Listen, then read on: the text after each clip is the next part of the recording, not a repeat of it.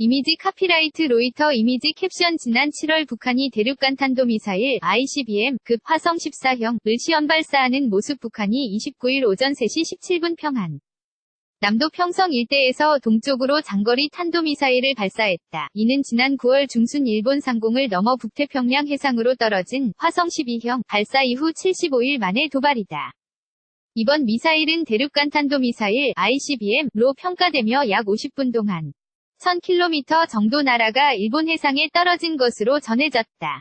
합동参모본부는 미사일의 고도는 4500km, 예상 비행거리는 60km이며 세부사항은 한미 당국이 분석 중이라고 밝혔다.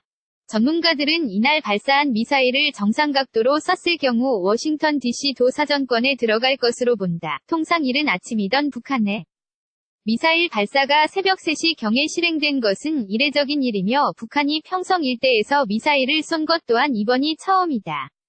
이미지 캡션 29일 오전 6시부터 55분간 청와대 NSC 회의 소집. 문재인 대통령은 이날 오전 6시 청와대에서 국가안전보장회의 NSC 전체 회의를 주재하고 북한이 도발적인 군사모험주의를 멈추지 않는 한 한반도의 평화는 불가능하다며 북한이 핵과 미사일을 포기할 때까지 한미 양국을 비롯한 국제사회는 강력한 제재와 압박을 추진해 갈 수밖에 없다. 고 말했다. 이어 이번 도발은 미리 예고됐고 사전에 우리 정부에 의해 파악될 대비 태세도 준비해뒀다. 면서 군은 굳건한 한미동맹 연합방위 태세를 바탕으로 북한의 어떠한 도발도 억제하고 도발 시 즉각 응징할 수 있도록 철저한 대응 태세를 유지하기 바란다. 고 주문했다.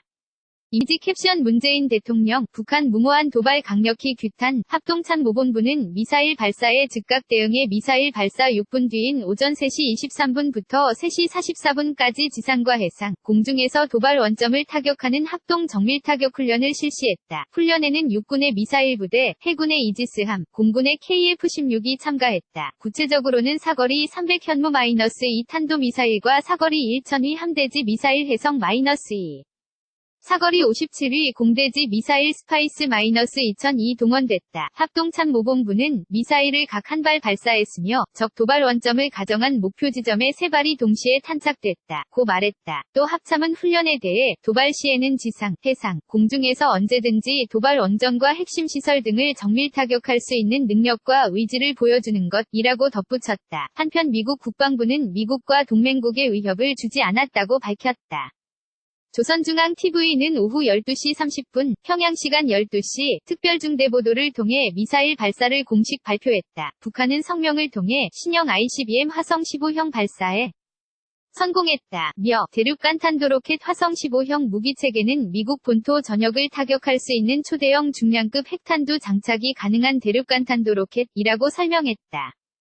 이미지 카피라이트 게티 이미지즈 이미지 캡션 지난 9월 16일 미사일 발사 뉴스를 보고 있는 평양 시민들 최근 북한에선 미사일 발사를 준비하는 듯한 움직임이 포착되어 추가 도발 가능성이 제기되어 왔다.